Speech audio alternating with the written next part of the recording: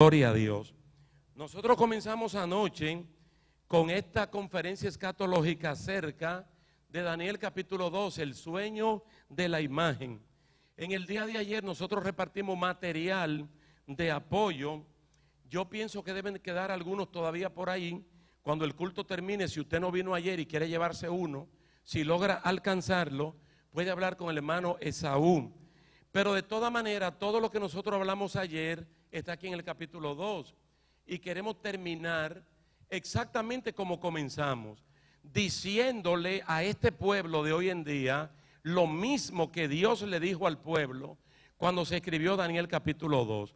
Es una lección completamente didáctica, diseñada por Dios para que todo el mundo pueda entender una revelación profética escatológica que tiene que ver con reinos humanos. ¿Por qué nosotros dijimos ayer que era fácil y lo afirmamos hoy? Porque es una profecía lineal que tiene un punto de partida y tiene una meta final. Para que aún los niños de la escuela dominical, los niños de la iglesia infantil, si esto se le explica como historia, ellos puedan entender que comenzando con el gobierno de Babilonia, comenzando con ese gobierno, vamos a terminar en el gobierno milenial del Señor Jesucristo. Y que allí en el sueño de la imagen se ve el poderío gentil representado precisamente en gobiernos humanos que en ese momento le llamaban gobiernos mundiales. Y se dio estando Daniel y Nabucodonosor conviviendo en Babilonia. También dijimos por qué era fácil. Porque Dios no se complica la vida y Él no nos la quiere complicar a nosotros. Y no nos la quiere complicar para evitar que cualquier falso nos engañe, poniendo fecha o hablando de eventos que ni siquiera existen. ¿Qué hace el Señor en Daniel capítulo 2? Que Él va de lo conocido a lo desconocido. Él nos lleva de lo fácil a lo difícil. Y en la medida que vamos entendiendo lo fácil, lo difícil se va a hacer fácil entenderlo. Porque el plan de Dios es ese, que los entendidos entiendan. Para cuando aparezca una gente poniendo fecha, que ahora en septiembre, en los días que quedan, con la luna de sangre, o con esto y lo otro, el mundo se va a acabar. Como yo le dije anoche, que cuando usted oiga eso, ríase, pero con la muela de atrás, a carcajada. Porque eso no es verdad, verdad es lo que dice la Biblia. Y como se confirma en ese verso 45, que el sueño es verdadero y fiel la interpretación. Vamos a compendiar entonces lo que pasó anoche y lo que pasa en todo este capítulo, que son muchos versículos lo que tienen. Nabucodonosor, él quería saber después de él qué iba a ocurrir. Y con esa preocupación él se acostó. Y esa noche tuvo el sueño de la imagen. Pero al otro día cuando se levantó, él estaba seguro que había soñado, pero olvidó totalmente el contenido. Entonces él llamó a un cuerpo élite que tienen esa persona de ese tiempo para que le hablen de esas cosas y le digan: yo tuve un sueño pero lo olvidé. Y como yo le pago a ustedes, tienen que decirme el sueño y la interpretación. Y ellos dijeron: es imposible esto. Nosotros podemos interpretar el sueño que usted cuente. Le dijo: no es completo como lo tienen que decir. Ellos dijeron: solo Dios, que no habita aquí en la tierra, puede hacer eso. Además, nunca antes ningún príncipe ni rey ha osado hacer semejante pregunta. Que le digan un sueño que él soñó pero que él no se acuerda y que uno le dé la interpretación. Como el mismo rey Nabucodonosor es un rey absoluto, representado por el oro finísimo, él ahí mismo decretó un edicto de que todas estas personas, sabios, adivinos, caldeos, asesores en la materia, sean decapitados. Daniel en sí no era del grupo de adivinos, de caldeos, pero era un asesor en materia espiritual del rey. Entonces a Daniel, a Sadrach, Mesach y Abednego lo fueron a buscar para también matarlo. Como Daniel es un hombre de estado que conoce al capitán, él habló con Arioc y le dijo: ¿por qué tan rápido el edicto? Y el capitán le dijo: el rey está enfurecido porque él tuvo un sueño y se le olvidó y nadie le ha dicho qué sueño fue. Entonces nosotros hablamos, hermano, del cristiano prudente, del evangélico prudente, del líder prudente. Pero el prudente que conoce a Dios, que sabe de qué nuestro Dios es capaz, el creyente que no apresura un milagro, el creyente que no compra un milagro, el creyente que no inventa palabra, sino que se sostiene en lo que Dios ya ha dicho. Él fue con toda prudencia, habló con el rey y que le pidió tiempo. Solamente le pidió tiempo, pero cuando le pidió tiempo le dijo que al Dios al cual él le sirve es capaz de eso. Ahora, ¿qué es lo que debe hacer el cristiano? Porque aquí hay muchos perfiles, hermanos. Para nosotros impedir que el diablo nos engañe a través de los farsantes, mejor dicho, que hay ahí en la calle. Y no solamente en la calle, metido en las iglesias también. Daniel va y le cuenta a Sadrach, Mesach y Abednego lo que está pasando. ¿Con quiénes debe uno asociarse? Incluso a veces con quiénes debe uno salir de vacaciones. ¿Con quiénes debe uno compartir la mayor parte de su tiempo? Porque hay personas que están más o menos bien y se juntan con alguien que está más o menos mal y los dos terminan más o menos mal. Ahora la Biblia dice, ¿quiénes deben ser mis socios? Personas que le teman a Dios. ¿Cómo tú conoces el temeroso de Dios? La manera como habla, la manera como se comporta. Ante una situación como esta, ¿con quiénes hablo? ¿A quiénes busco? A gente de oración. Sadrach, Mesach y Abednego, que no son vagos, que son gente diligente, que son militantes en la fe cristiana. Y comenzaron a orar. Tal vez cada quien en su casa, en su habitación. O tal vez hicieron una vigilia, lo que fuera. Bueno, se ve que Daniel es un hombre que confió tanto en Dios, que él hizo la oración y se acostó. Porque confía en Dios. Y esa misma noche Dios le dio el sueño de la imagen. Pero también le dio la interpretación. Y ya teniendo todo eso, no violó ninguna regla protocolar. No le pasó por encima ninguna autoridad por el hecho de que Dios le haya dado la revelación. Él volvió a hablar con el capitán. Nosotros tenemos que aprender a respetar los canales en la iglesia, en el cuerpo de Cristo, y no pasarle a la persona por encima. Aunque uno tenga una revelación divina, tranquilo por la mañana, al baño, al desayuno, a vestirse. Porque yo quiero que el pueblo de Dios sepa que Daniel vestía elegantemente. Era un hombre que tenía oficina en el palacio. No era cualquier persona. Daniel, Sadrach, Mesach y Abednego estudiaron finanzas, administración de negocios. Ellos no estudiaron profecía. Ellos no estudiaron teología. Ellos no estudiaron en un instituto bíblico. Lo que ellos sabían, lo sabían porque papá y mamá se lo enseñaron. Fueron personas educadas en su casa, como príncipes por sus padres. Pero en la Universidad de Babilonia ellos estudiaron negocios. Porque el rey dijo, búscame la crema y nata de los cautivos. Muchachos jóvenes en los cuales no haya tacha de ninguna índole para prepararlo. Y eran personas que hablaban más de un idioma. Entonces tenían oficina en palacio. Y él, que no apresura nada, va tranquilamente al otro día y habla con el rey. Hermano, porque cuando Dios te dé un sueño, no te desesperes, no corra. No estés corriendo porque hay sueños que ni de Dios son. Hay sueños que uno se los sueña por lo mucho que comió la noche anterior. Y punto. Uno tiene que evaluar. Usted sabe las cosas que uno sueña.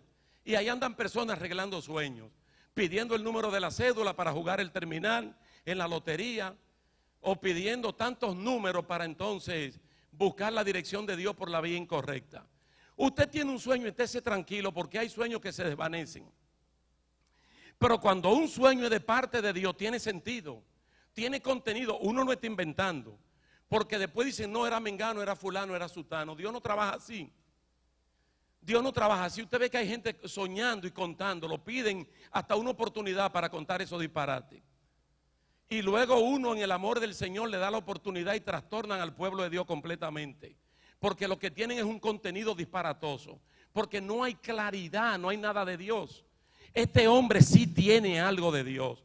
Lo mismo que soñó el rey, lo soñó él. Y él fue con todo el respeto y le dijo, mira, lo que tú soñaste fue esto.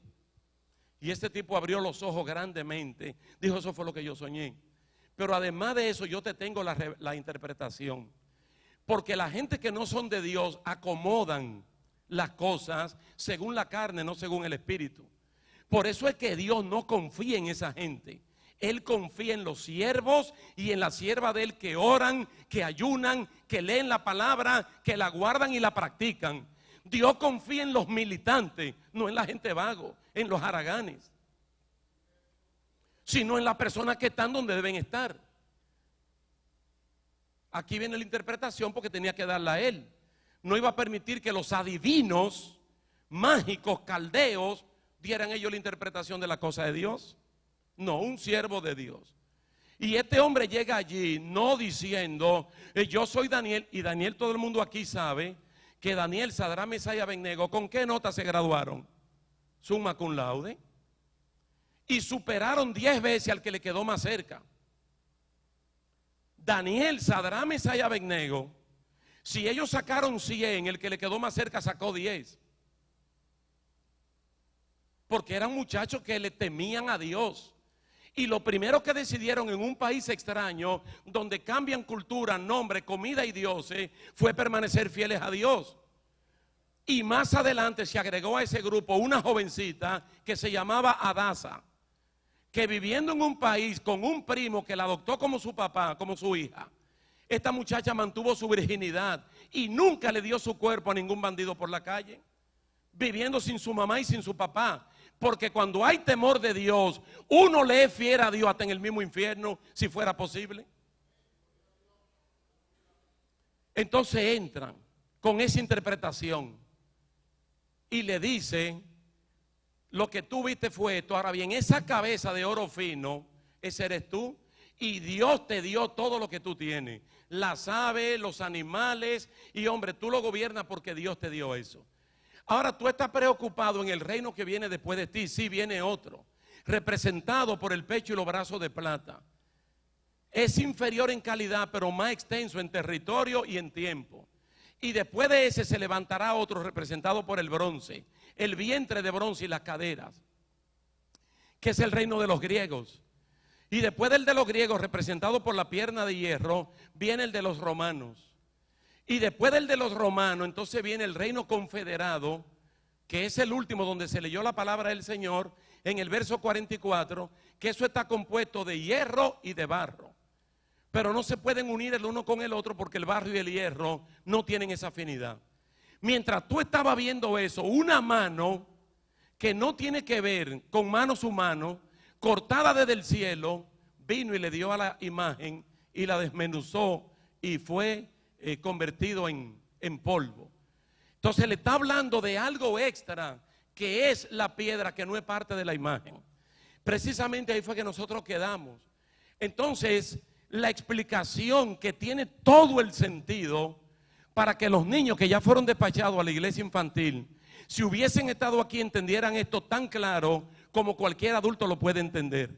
Porque estamos hablando de reinos lineales, no cosas cíclicas que vuelven para atrás y luego para adelante. No, comenzando con un reino conocido, Babilonia. Daniel conoció Babilonia. Daniel, Sadrach, Mesach, Abednego y Ezequiel vivieron en Babilonia. Y el mismo Daniel vivió en los persas, en el gobierno de los persas. Y Mardoqueo y Esther vivieron en el gobierno de los persas. Pero ya no vivieron en el de los griegos ni en el de los romanos. En el de los romanos nació Jesucristo, Pablo, Pedro, todos los apóstoles. La iglesia del Nuevo Testamento se inició allí. Entonces ha venido uno detrás de otro. ¿Cuántos se han cumplido? Babilonia se cumplió. Media y Persia se cumplió. El de los griegos se cumplió. El de los romanos se cumplió. ¿Cuál falta entonces? El gobierno del anticristo. El gobierno del anticristo viene de los dedos, de los pies de barro cocido y de hierro. Y precisamente dice que en el tiempo de esos gobiernos, de esos reyes, el Dios del cielo va a enviar a Jesucristo, que es la piedra. Aquí es que uno puede decir, si mencionaron 6 y 4 ya se han cumplido, ¿por qué no creer firmemente que nosotros estamos a punto de ser arrebatados de esta tierra? Porque antes del gobierno del anticristo la iglesia tiene que irse. Hablamos de 2 grandes milagros que nosotros lo hemos visto, hermano, lo estamos viendo. Cuando hablamos en la conferencia escatológica de las 70 semanas de Daniel, en Daniel 9, nosotros hemos visto un milagro grande, grande, grande. Que muchas de las personas que están aquí sentadas, cuando este milagro ocurrió ya estaban vivos. El 14 de mayo de 1948, levante la mano aunque sea tímidamente los que estaban vivos. De eso no hace tanto. Pancho, levante la mano que usted estaba vivo. Vivo no, nacido, perdón. ¿Qué milagro ocurrió allí? El nacimiento de Israel como una nación. Yo no sé cuántos se recordarán de eso, tal vez Antonio, Violeta, se recordarán porque tenían memoria de esas cosas, porque las noticias estaban allí. Pero eso fue una cosa hasta cierto punto simbólica en las Naciones Unidas. Y en todo el territorio de Israel no había más de 600,000 personas judías viviendo allí. Hermano, lo grande ha ocurrido de allá hasta el día de hoy. ¿Cómo se llama? El retorno y la reunificación de Israel. No en Canadá, ni en Argentina, donde hay tantos judíos, sino allá en su propia tierra, en Israel. Ese no es un milagro grande. Hermano, tal vez sea el milagro más grande en los 2 milenios que hemos pasado del cristianismo. Porque ese pueblo en el año 70 lo llevaron cautivo y lo dispersaron por todo el imperio romano. Tú sabes lo que es dispersarlo, sin hablar del año 722, las 10 tribus, y luego el 586 a.C., las 2 tribus, y ahora en el año 70 de la era nuestra, y ese pueblo volver. Ese es un milagro grande, pero es un milagro que ha ocurrido ante los ojos de nosotros. Y todo evangélico en el mundo entero debe mirar a Medio Oriente. Debe mirar a Medio Oriente porque Israel juega un papel importantísimo en las profecías de Dios. ¿Para quiénes son las 70 semanas? Lo dice claramente. 70 semanas están determinadas sobre tu pueblo Israel y sobre la ciudad de Jerusalén. ¿Cuántas semanas de las 70 se han cumplido? 69. ¿Cuándo se cumplió la semana 69? En la cruz del Calvario, cuando Cristo murió. ¿Quién es Cristo en la profecía de las 70 semanas? El Mesías príncipe. Dice, se quitará la vida y se cumplen 69 semanas. ¿Y qué ha pasado de la semana 69 hasta que se cumpla la 70? Que hay un gran paréntesis, hermano Edwin, el tiempo de la gracia, el tiempo del Espíritu Santo, conversión globalizada de tanta gente, el tiempo de la iglesia. Entonces, para que se cumpla la semana número 70, que coincide con el gobierno del anticristo de 7 años, la iglesia de Jesucristo tiene que ser levantada para el cielo. Porque la iglesia de Cristo ni conocerá al anticristo ni vivirá en el periodo de la gran tribulación. Eso quiere decir, hermano, que si el cumplimiento del último gobierno humano está cerca, entonces la partida nuestra está más cerca todavía. Nosotros informamos anoche que para qué sirve la escatología a una iglesia de santidad como la iglesia Emanuel, a una iglesia portaestandarte de la santidad como es nuestra iglesia y nuestra denominación. Hermano, la escatología sirve para que nos santifiquemos, para que nos purifiquemos como Cristo, que es nuestro modelo, es santo y puro. No sirve para otra cosa. No es para asombrarnos, no es para meternos miedo, es para que preparemos nuestras maletas espirituales y el cristiano que esté pecando deje de pecar. La palabra del Señor dice a los efesios: el que robaba no robe más, el que mentía no mienta más, el que fornicaba no fornique más. Ya dejé eso. Si es que tiene la esperanza de que se va con Cristo. ¿Habrá algún hermano aquí que tenga la esperanza de irse con Cristo? Dios mío, por eso da pena.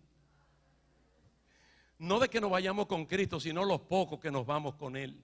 No ponga en duda tu viaje con Cristo. Afírmate tú mismo y dice: sí, yo me voy. Pero ¿por qué tú tienes que quedarte? Bueno, entonces tú tienes conciencia de que habiendo confesado a Cristo como Señor y Salvador, entonces tú estás viviendo una vida doble. Estás viviendo una vida de pecado que dice la palabra del Señor que la gracia de Dios se ha manifestado a todos los hombres y que la gracia se ha convertido en un maestro. Dice, enseñándonos que renunciemos a todo pecado público y oculto y que vivamos en consonancia con lo que es la gracia del Señor. Para eso sirve, hermano, aclarar esto. La palabra del Señor es muy distinto a la palabra de los falsos, meter miedo. La palabra del Señor no. La palabra del Señor, según Primera de Juan, capítulo 3, verso 1 al 3, dice que el que tiene esta esperanza se purifica como Él es puro. Comienza a tomar medidas. ¿Por qué? Porque hay dos cosas que uno no sabe. Cuándo uno se va a morir, cuándo uno se va a morir, o cuándo la trompeta va a sonar y que el Señor venga a buscar la iglesia. Como uno no sabe cuándo van a ocurrir esos eventos, dice que uno debe estar preparado. Mire lo que está pasando, el otro milagro ante nuestros ojos. Aparte del de Israel, la reunificación, el retorno y la reunificación, que es el cumplimiento pleno de Ezequiel 37. También tomamos 2 días para explicar el valle de los huesos secos, y 2 días para explicar a Daniel capítulo 9, las 70 semanas, y 2 días para hablar de Daniel capítulo 2.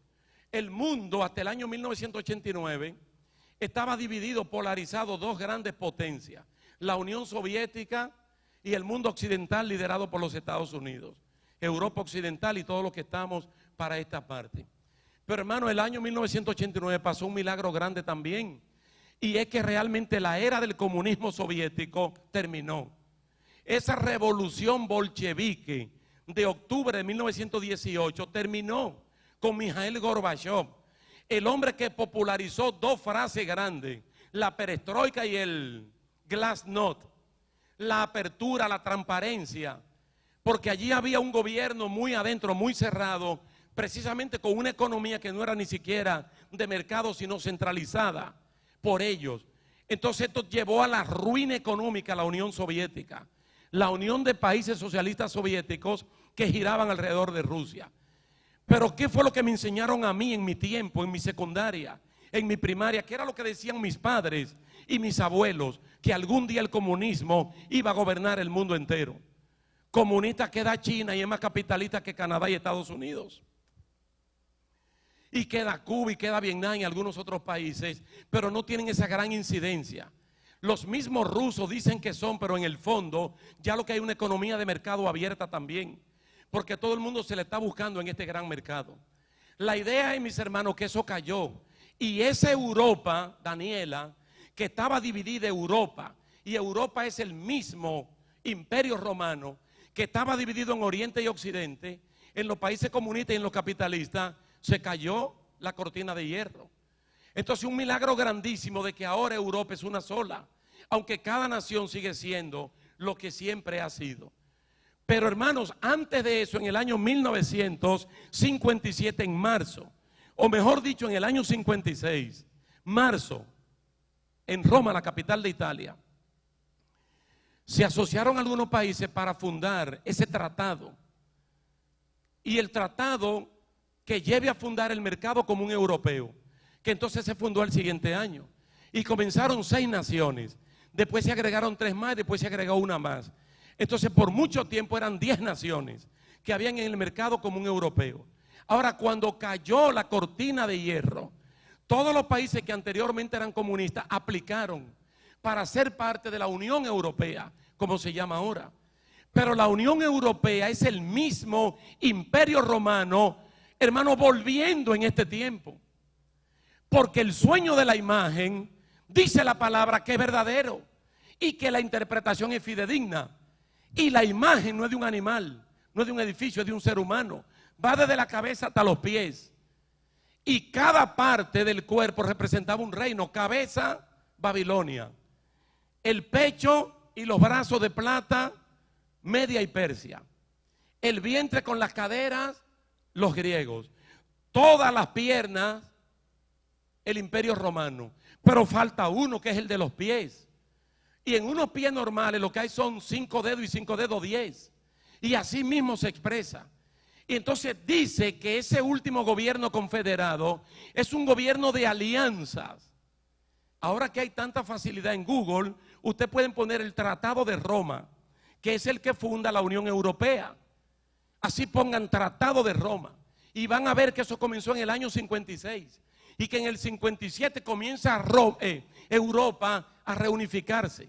Y cuando cae el muro de Berlín, la cortina de hierro, los que eran comunistas aplican, hermano, y Europa comienza a tener hasta más hegemonía que los rusos y que los gringos, incluyendo a los canadienses. Porque a donde la palabra del Señor apunta es que el imperio romano todavía no ha terminado. Y el imperio romano es exactamente Europa. Aunque ellos gobernaron parte de África y parte de Asia, pero el imperio romano ocupó toda Europa. Y es el único imperio de todos los mencionados que ocupó a Europa completa. No lo hizo Babilonia, no lo hizo Persia, Grecia un poco, pero Roma completamente. Ahora la palabra aquí nos informa que en el tiempo de esos reyes, entonces la piedra, que es el gobierno de Cristo, va a impactar. Y se va a instaurar el gobierno de Jesucristo. Cuando hablamos del gobierno de Jesucristo, estamos hablando del gobierno milenial de Cristo. Porque Cristo es rey, pero no en términos territorial de gobierno. Y es parte de la profecía que le dio el ángel Gabriel a la entonces Virgen María, de que su hijo se iba a sentar en el trono de David, en la casa de Jacob, para gobernar. Y Cristo no ha hecho eso todavía. Quiere decir que eso está pendiente, pero pendiente próximo a cumplirse. Hermanos y hermanas, y hoy más que nunca, que nosotros estamos viviendo la era de las comunicaciones, nosotros podemos entender mejor la profecía bíblica de que el arrebatamiento de la iglesia puede ocurrir antes que este culto termine, sin ponerle fecha al Señor. Pero puede venir mientras yo esté hablando con ustedes, puede ocurrir el arrebatamiento de la iglesia. Entonces, ¿para qué nos sirve esta información? Bueno, tal vez usted tiene planes que no son santos. Tal vez usted en vez de meditar está cavilando, y la cavilación como que siempre es para el mal. Como que usted está descuidado y despreocupado de su propia vida. Entonces yo le insto en el amor del Señor para que a partir del día de hoy usted comience a vivir en entera consagración. Porque a la hora que Cristo viene nadie lo sabe. Solo sabemos que viene. Y sabemos que cuando Él venga no hay un solo segundo de tiempo para ir a buscar aceite. Si no lo tenemos ahora, será demasiado tarde. La iglesia se tiene que ir y entonces el misterio de la iniquidad, que es parte de los trabajos del diablo, entonces va a promover al hombre de pecado, al inicuo, como el gobernante mundial, que es un gobierno que solamente va a durar 7 años, el equivalente de la última semana de Daniel capítulo 9. Pero la iglesia de Jesucristo previamente se va al cielo. Y mientras nosotros estamos en el cielo celebrando las bodas, celebrando cena, aquí abajo está el último gobierno humano. Y a la mitad de ese gobierno del anticristo, entonces ocurre lo que se llama la gran tribulación, que son 3 años y medio. Al final del periodo de la gran tribulación ocurre la batalla de Armagedón, que es cuando Cristo, los ángeles y nosotros, que primeramente nos fuimos en el rapto, ahora venimos con Cristo. Entonces comenzamos a vivir en esta tierra por un periodo de 1000 años. ¿Qué es la primera medida que toma Cristo? Resucitar a todos aquellos que vivieron en el gobierno del anticristo, que no se dejaron poner la marca de la bestia, que prefirieron ser decapitados, mueren por Cristo y resucitan, y junto con la iglesia comenzamos a reinar en el milenio. También Cristo dictamina que no haya más guerra y todos los ejércitos son suspendidos. Y en el gobierno de Cristo se vive sin muro y sin puerta cerrada. Instaura el Señor la longevidad. Comienzan la persona a vivir 200, 300, 400, 500, 600, 700, 800, 900, casi los mismos 1000 años que pueda durar su periodo de gobierno terrenal, la longevidad. Comienza la gente a multiplicarse. Y al final del milenio, el diablo, que previamente está preso en el abismo, lo sueltan para que sean tentados todos aquellos que todavía no tienen un cuerpo transformado como el que tiene la iglesia, que se fue en el rapto, o los que fueron resucitados porque dieron su vida por el Señor y fueron decapitados. Sobre esta persona la iglesia gobierna, se sigue predicando el evangelio, y al final del milenio la tierra completa es deshecha con todas las obras que hay dentro, y pasamos a Apocalipsis capítulo 21, donde hay un cielo nuevo y una tierra nueva. Déjeme decirle, mi hermano, que esto no es una fábula. Déjeme decirle que esta no es una historieta, que el maestro Daniel dijo: déjame diseñar esto que está aquí. Presentaron ahí la imagen. Esta imagen que está ahí, dijo: déjame dar una clasecita de escuela dominical. Este es un sueño que cuando él termina diciéndoselo a Nabucodonosor, le dice: ese sueño es verdadero. Ustedes recuerdan lo que vinieron ayer, lo que yo le dije del libro de Apocalipsis. ¿Cómo es que termina el libro de Apocalipsis? Fácil, con la misma palabra de Daniel 2. El libro de Apocalipsis es una revelación de Dios. Dios se la da a Jesús. Jesús llama a un ángel y le dice: ángel, llévamele eso a Juan, el apóstol que está en la isla de Patmos. Entonces el ángel va y lo lleva. Le dan la revelación a Juan, y a Juan le dicen 3 cosas, o una cosa en 3. Escribe lo que has visto, escribe las cosas que son y las que serán después. Pero le dicen: ni le agregue ni le quite. Cuando él termina de escribir todo, ¿qué hace Jesucristo? Inspecciona la escritura. ¿Y qué dice Jesús de Apocalipsis? Todo lo que está aquí son palabras fieles y verdaderas. Para que no creamos que el viejo Juan en la isla de Patmos estaba delirando, y que fruto del imperio él dice que escribió un libro que nadie lo puede entender. Eso es mentira. Son palabras fidedignas para que el pueblo de Dios de primera mano tenga lo que Dios va a hacer.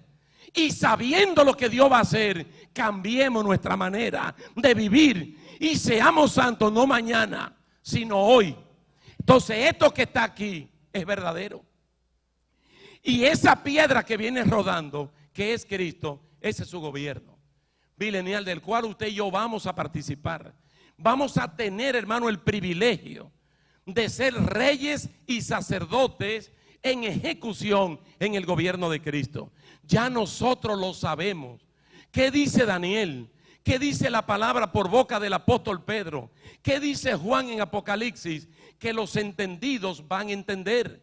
¿Y quiénes son los entendidos? Los que leen la palabra, los que sacan tiempo para leer la palabra, o los que sacan tiempo para venir al culto y escuchar la palabra, los que sacan tiempo para practicar la palabra.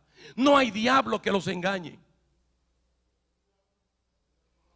Hermano, y le estoy hablando con toda la seriedad que se le debe hablar a un pueblo, que hay que respetarlo, porque el pueblo que me está escuchando fue lavado con la sangre de Jesucristo. Pero mira, el que no conoce la palabra de Dios, es bien fácil que lo engañen. La Biblia habla en el Antiguo Testamento, hay una historia que ya uno en la predicación le llama el profeta joven y el profeta viejo. Mire cómo el Señor actúa. Al profeta joven le dice: profeta joven, ven acá. Yo quiero que tú vayas a Israel y tú le digas esto, esto y lo otro al rey de parte mía. Por el camino que tú vayas, no venga por ese. Y si te invitan a comer, no comas nada. Cuando tú estés allá, profetiza que yo respaldaré lo que tú estés diciendo. Cuando él llegó, había un rey, un sinvergüenza, un charlatán llamado Jeroboam, que tiene muchísimos hijos en este tiempo. Muchísimos charlatanes en los púlpitos, en iglesia, en radio, en internet y por toda parte, haciendo algo indebido. Y cuando el muchacho fue y le dijo: dice Jehová, dice que el altar entero se desbarató y Dios respaldó al muchacho. Y hasta la mano tullida le quedó al rey. Entonces Dios respaldó al muchacho. Un profeta viejo, malo, los hijos fueron y le contaron. Porque el profeta joven profetizó que un muchacho llamado Josías, 325 años de que Josías naciera, ya Dios estaba dando el nombre de Josías, que eso es lo que se llama profecía de Dios, no adivinación, hermanos. Porque hay predicadores que hasta de aquí mismo adivinan, de que aquí hay una gente con una pelota, con esto, con lo otro. Y donde hay 400 personas, ¿a quién no le duele una muela? Le dijo, viene un rey llamado Josías, 325 años antes de nacer. Entonces los muchachos fueron y le dijeron, papá, vino un profeta que dijo esto así, así, así, así. El viejo dijo, prepárenme un Mercedes-Benz, una burra, se montó en ella. Y fue y le dijo al muchacho, Jehová me habló y me dijo que venga y coma conmigo. Jehová, ¿qué le dijo Jehová? Que no coma con nadie. Pero se dejó engañar fácilmente, porque Dios no está cambiando de opinión. Hermano, Dios habló y su palabra ha de cumplirse. Y aquellos y aquellas que se sostienen en la palabra de Dios, dice la Biblia, que no serán avergonzados. Desobedeció y un león vino y lo mató. ¿Qué tenemos nosotros que hacer en el día de hoy? Obedecer la palabra de Dios. Es un solo camino que tenemos. Y no estoy hablando de Cristo Jesús. Yo estoy hablando de la santidad, hermanos. Yo estoy hablando de la santidad. Que el apóstol Pedro, que era un hombre casado, probablemente con hijos, y no sé si cuando escribió la carta su suegra estaba viva, pero la Biblia la menciona. Él dijo, sean santos en toda vuestra manera de vivir. Usted va para la escuela mañana, usted tiene que ser santo en la escuela. Usted no puede ser un farsante en la escuela, un engañador. Usted va para su trabajo mañana. Dios mío, pero si usted es cristiano, usted debería ser el primero en llegar a su trabajo. Si usted no es el primero, debe llegar puntual. Y si usted le dijeron que le iban a pagar 10 horas, pues trabaje a 10 pesos la hora, pues trabaje su hora. Porque usted tiene que ser santo. Si tú eres casado, tú tienes que ser santo en tu matrimonio. ¿Dónde están las manos levantadas de los santos en el matrimonio? Pero hermano, hay que ser franco. Los que somos casados, ¿somos o no somos santos? Y las hermanas casadas, calladitas, ¿eh? Y los hijos, todo dice santo en vuestra manera de vivir.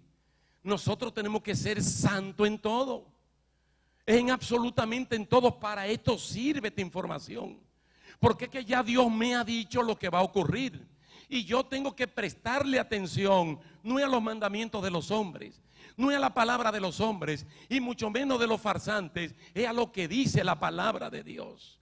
Y delante de nosotros estamos viendo el cumplimiento, hermano, previo de muchas cosas, porque yo quiero que ustedes sepan que ya Daniel capítulo 2 es más historia que profecía, porque ya se cumplió la mayor parte.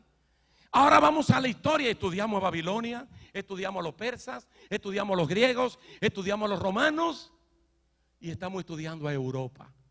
Y estamos viendo la palabra del Señor que dice que el advenimiento de Cristo para buscar a su iglesia está más cerca hoy que el día que nosotros creímos. Y dice, viendo todo lo que está pasando en el mundo, la ola de inmoralidad que está arrastrando iglesias completas, dice, viendo esa ola de inmoralidad, dice, levanta tu rostro al cielo, porque tu redención está cerca. Tú sabes lo que es la redención, no es el pago, Él pagó. Cuando hablamos de esa redención, dice que Él viene a buscar la posesión que Él adquirió a precio de sangre. Él viene a buscarte a ti, viene a buscarme a mí, y esta iglesia la vamos a dejar vacía. Esto hay que dejarlo vacío, hermanos.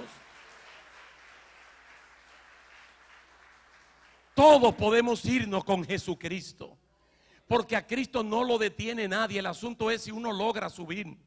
Y la persona de la Santísima Trinidad, que está encargado de la santificación y del traslado de la iglesia, es el Espíritu Santo. Y en 2 ocasiones, dice el apóstol Pablo, no lo contriste. Contristarlo no es una cosa buena. Entonces se ve que es algo malo. Y no podemos correr riesgo con una vida de pecado y teniendo al Espíritu Santo triste en nosotros, hermanos. Porque, déjeme terminar con esto, arrebatamiento de la iglesia nada más hay uno solo. No hay dos arrebatamientos de la iglesia. Usted no quisiera perder esta oportunidad, sea que esté muerto o que esté vivo, pero arrebatamiento es una sola oportunidad que hay. La Biblia dice en Hebreos 9:27 que está constituido por Dios que todo hombre muera. Así es que dice la Biblia, constituido que todo hombre muera. Pero Pablo levantó la mano y dijo: he aquí os digo un misterio. Deuteronomio 29:29, hasta que Dios no nos lo revele, es un misterio que nadie sabe. Dice: he aquí os digo un misterio, no todos vamos a morir, pero sí todos vamos a ser transformados. Y alguien pregunta: ¿cuándo? Cuando suene la trompeta. Entonces los que estemos vivos, dice Pablo, dice, seremos transformados. Y los que estén muertos serán resucitados previamente y transformados juntamente con nosotros. Entonces luego Hebreos 9:27 sigue. Tenemos la oportunidad, hermano, de irnos en el arrebatamiento de la iglesia. Los acontecimientos mundiales indican que nosotros estamos cerca de irnos con Jesucristo. Pronto se va a oír ese sonar de la trompeta, el Señor buscando a su pueblo. Yo no sé si será de noche, de día, al cantar el gallo. Allí en Santo Domingo mi suegra compró un gallo ronco, y ese gallo desde las 3 de la mañana, cerca donde Belki y yo dormimos, y digo, por este gallo habrá que darle miel de abeja. Un bendito gallo ronco, no sé dónde lo consiguió. Uno esperando que ese gallo estuviera cantando melodía temprano, más ronco que yo y que la mamá mía, gloria a Dios. Pero no sé si será al sonar, al cantar del gallo. Pero hermanos y hermanas, el que está tibio, que es un mensaje que viene por ahí, los cristianos que están tibios, yo no sé si hay algún hermano que está tibio aquí, indiferente, apático, de los que buscan del Señor una vez por año, cuando la soga la tienen en el cuello. ¿Por qué tú no afirmas tu vida hoy? ¿Por qué no tomas la mejor decisión de tu vida hoy, en este momento? ¿Por qué no propone consagrarte a Dios en cuerpo, alma y espíritu? Primera de Tesalonicenses 5:23. ¿Por qué no lo propone? Pero tal vez hay una persona aquí que no conoce a Cristo y alguien le invitó a esta conferencia y hoy quiere nacer de nuevo. O alguien que me está escuchando y me está viendo a través del internet. Podemos comunicarnos en cualquier parte del mundo. Y yo te insto para que recibas a Cristo como tu Señor y Salvador.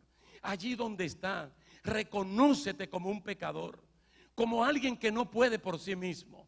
Clama a Cristo y dile que te ayude, y Él lo va a hacer, y Él te va a dar vida eterna. Pero si usted está aquí presente y quisiera levantar su mano o venir corriendo al altar y entregarle tu vida al Señor, yo le pido al pueblo de Dios que nos ayude con su comunión. Y si quiere inclinar su rostro, cerrar sus ojos, y alguien puede pasar aquí para reconciliarse con Cristo, para nacer de nuevo, yo lo invito que dé un paso al frente. Puede ser un joven, un adolescente, un señor, una señora, un soltero, un casado, un anciano de edad. Ven corriendo al altar y entrégale tu vida a Cristo. Tal vez te están esperando a ti para que suene la trompeta. Ven corriendo y dale tu vida a Jesús. Pero si estoy hablando con un cristiano a media, si estoy hablando con un cristiano tibio, si estoy hablando con un cristiano indiferente, si estoy hablando con un cristiano no militante en la fe, anímate, hermano, hermana. No te quedes por detrás. Propón como Daniel no contaminarte. Propón como David en el Salmo 34, si mal no recuerdo, que una cosa he demandado, pero pondré el empeño en buscar lo que he demandado. Ordena tu casa antes que sea tarde. No estoy hablando de las 4 paredes que te dan cobijo. Estoy hablando de tu vida. Ordena tu casa. Ordena tu casa antes que sea demasiado tarde. Limpia tu casa. Echa el polvo para afuera. Prende la luz del Espíritu Santo y encontrará algo más valioso que un dracma. Pasa aquí al frente. recibe la oración, recibe, acércate al trono de la gracia. Si te descarriaste, si una vez estuviste y te fuiste atrás, ven adelante, ven a los pies de Jesús, que Él es amplio en perdonar. Nadie te va a avergonzar, aquí nadie te va a acusar, aquí te puede acercar al trono de la gracia. Ven y reconcíliate con el Señor. Oh buen Dios y Padre celestial, gracias por la información que nos ha dado. Gracias, Señor, que una sola decisión debemos tomar, y es de ser santo como tú eres santo.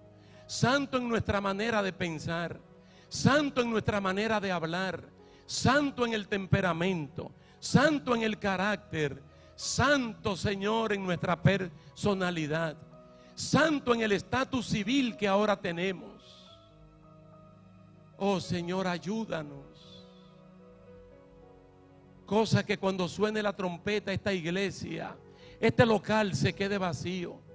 Ayúdanos, Señor, a cultivar el perfil de Esmirna, el perfil de Filadelfia, de serte fiel hasta el último día, de guardar tu palabra, Señor, aunque tengamos al mundo en contra. Gracias por aquel que está gestando en lo interior, en su íntima voluntad, está gestando tomar esta decisión. Oh Espíritu Santo, tú puedes tender una mano y ayudar al que está débil, ayudar a aquel que está extraviado, errante, ayudar al adolescente, al joven que por no haber recibido lo que pretendía recibir, se desanima y va al mundo a buscar lo que no debe buscar.